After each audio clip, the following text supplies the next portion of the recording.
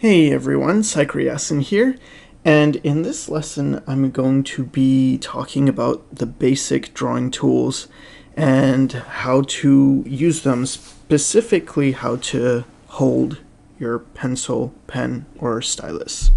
There are infinite ways to hold your pencil. Here are just 4 examples. You can hold it like a writing tool or hold it more like what you'd be taught in an art school. And one of the reasons why art schools teach you to hold your pencil differently than you would a writing instrument is that it gets you thinking differently. You're separating writing from drawing.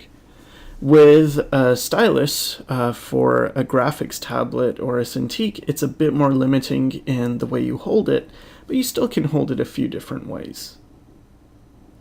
I personally feel that it's not such a big deal how you physically hold the pencil or pen in your hand, but it's more important what pivot point you use to draw. So what do I mean when I'm talking about pivot points? Well, here's a picture of an arm, and you can draw using your fingers as a pivot, your wrist, your elbow, or your shoulder. Now, when you use your fingers, you have a very limited range of motion. This is fine for writing because you don't need to make big movements. Usually your letters are fairly small. But when it comes to drawing and you want to, create straight lines or more fluid, larger, longer lines, then your fingers just aren't going to cut it. So how about your wrist?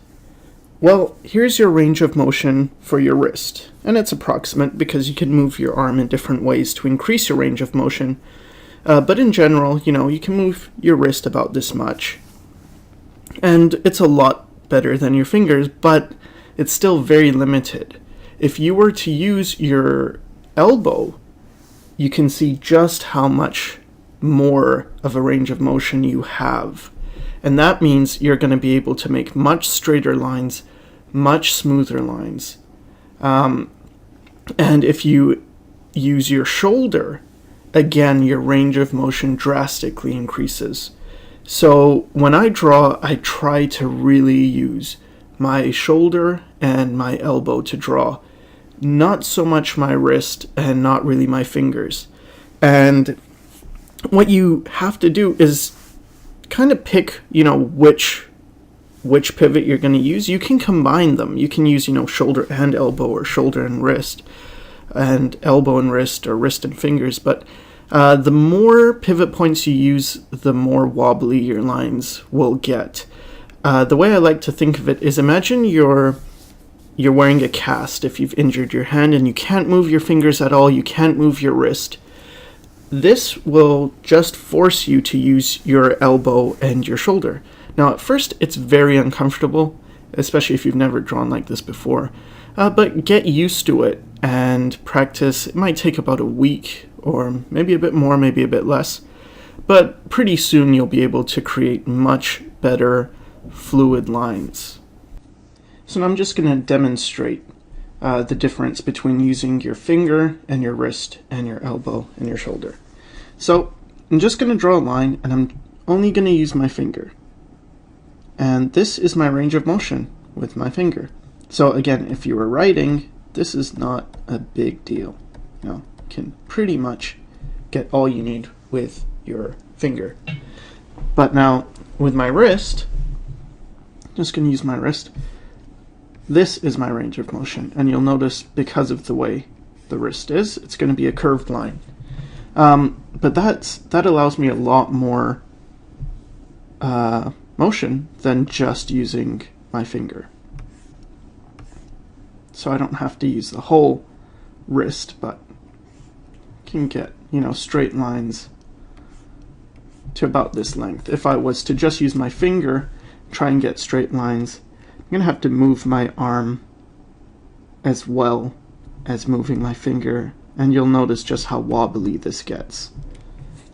Okay, so let's try elbow now. So just using my elbow, I can comfortably make a straight line of this length, and if I just include the full range of motion, well, it's going to go off the page.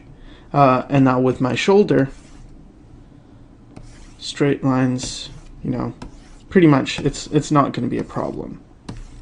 No matter how big well, I guess you could find an extremely big piece of paper and then it's going to be a problem, but yeah, you know, and then just, I don't know, a curved line, again, it's too big. So elbow and shoulder will give you all you need. Now I'm going to show you the same thing using traditional media, and I'll also cover a little bit about what tools I use. And I want you to really pay attention to my arm movements when I'm drawing. Alright, so now when it comes to what do I use, it doesn't matter. You can use, you know, any paper. I would recommend just not using like a line paper, anything that's, you know, clean and free. And it's much more important how you hold the pencil, you know, what kind of lines you make in terms of your arm movements.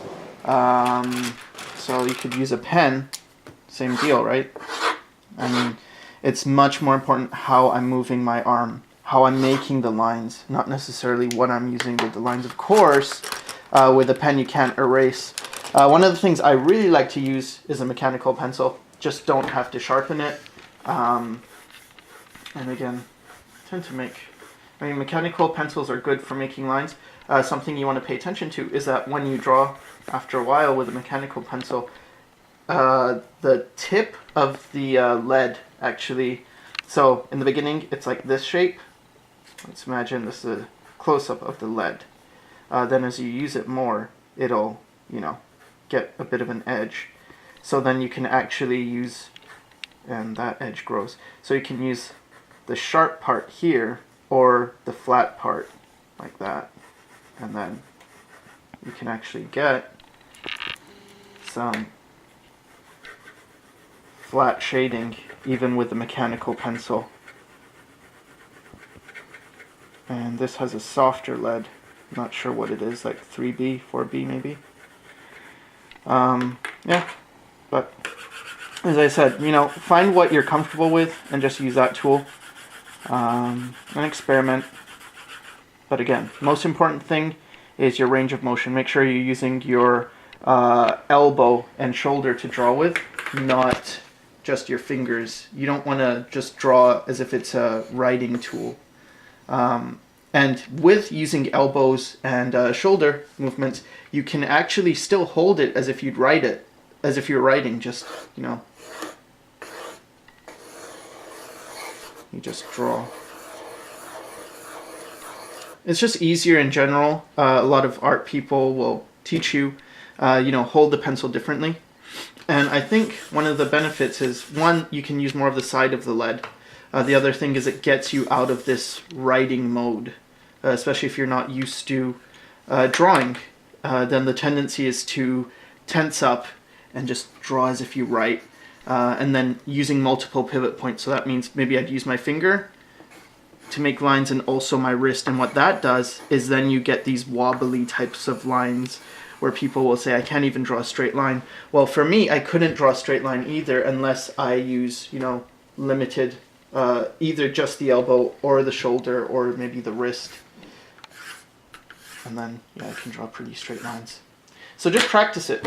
Okay, so now that I've talked about how to move your arm, I briefly want to cover how to set up your drawing area. Basically, it doesn't matter if you draw on a table, easel, your bed, the floor, or your lap. The matter of importance is that you have enough room for larger arm movements so you can use your elbow and shoulder more. I've been asked how to position your graphics tablet before as well, and for this, again, it's really up to you. A common method is to either place a tablet in front of you on a table or on your lap, but I've seen some people place the tablet off to the side of them, so really, again, it's up to you. So much about drawing involves being comfortable. I think you should find and stick with what's comfortable for you. The same applies for tools. Whether you use a pencil or a pen, digital or traditional, your own comfort should be the deciding factor. Of course, it's also great to get out of your comfort zone and experiment with different tools, but in the end, you should use what you like to use. Set up your drawing area the way you want it to be. If it helps you to listen to music when drawing, do that. And if not, then don't. Okay, so now you know to use your elbow and your shoulder and pretty much how far away to stay from your paper. The next thing I want to cover is just some exercises you can do. So the first thing is to get to know your tool. And I'm going to show this in a digital medium, but you can do this with whatever tool you have, whether it's pencil or marker or whatever. You want to get comfortable. So first thing I like to do is just scribble. I like to move my arm. And this is going to help you to decide, do I feel comfortable doing this? Do I like the tool I'm using? And try different things and try a pen. See what you like the most. The paper you use is also going to influence things.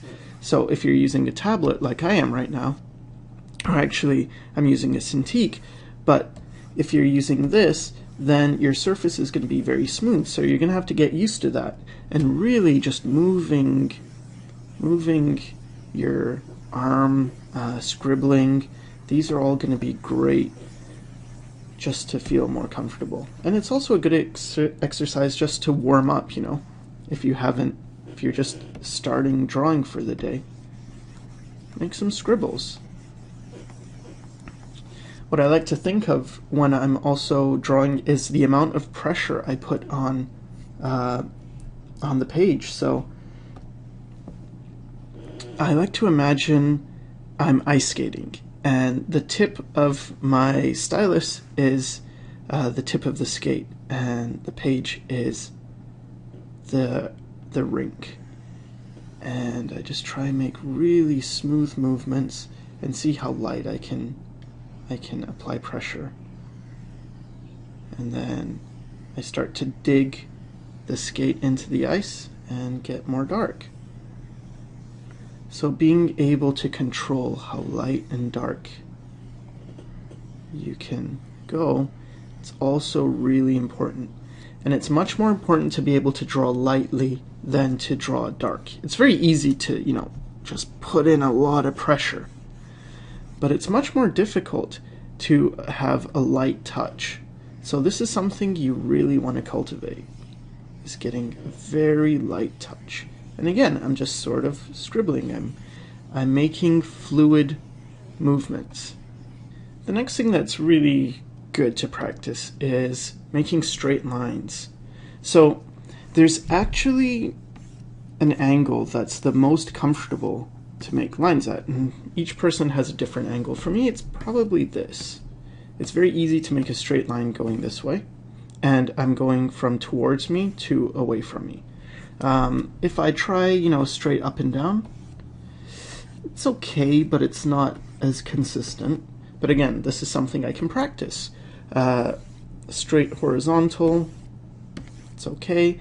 Let me try going from further away from me to towards me, and that gets a bit harder. You can see just the lines aren't as good in terms of quality. So this is something you want to practice, is getting straight lines. Also practice parallel lines. So draw a line, and then try and draw another line, keep it parallel. And the more you do, the better you get, until your arm gets tired, and then you'll get worse. So so this isn't very good. This isn't very good. You can see how these lines aren't parallel, but some of these are okay. This is pretty parallel. Another thing you can do is target practice. So I make 2 dots, and at first it might be easier to make the dots close together. And then you want to do this thing called ghosting, where you're not actually touching your pencil or stylus or pen or whatever to the page.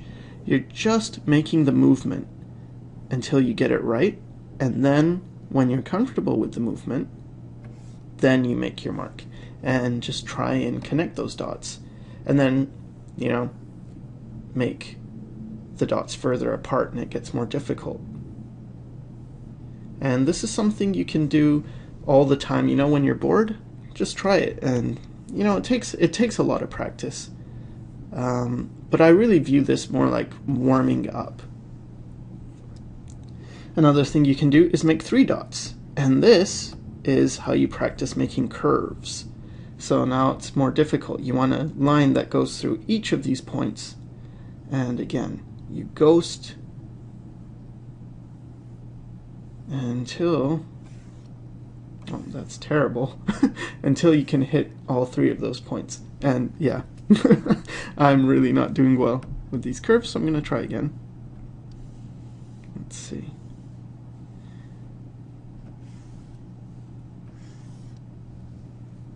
I need more practice. Another thing is to just make ovals or ellipses, or practice circles. Sometimes you can go over the same circle, or sometimes it's good to ghost it and see if you can nail it in one pass.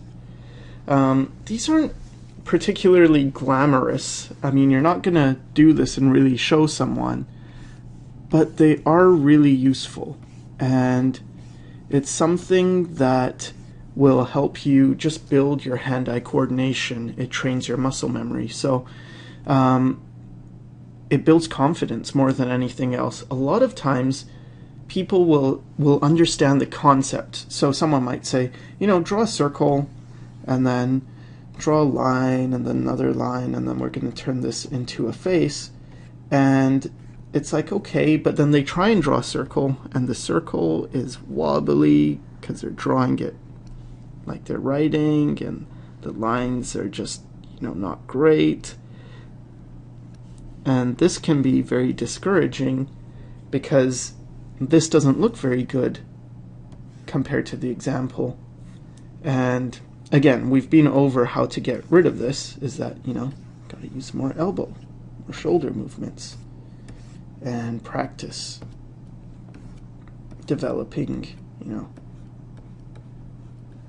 your lines. Get that light touch so that things aren't really hard and wobbly, but more smooth and flowing. Alright, so pretty much that's it. Like anything in art, it's going to require a bit of practice, but it's pretty effective once you get the hang of it. So I hoped it helped, and thanks for watching.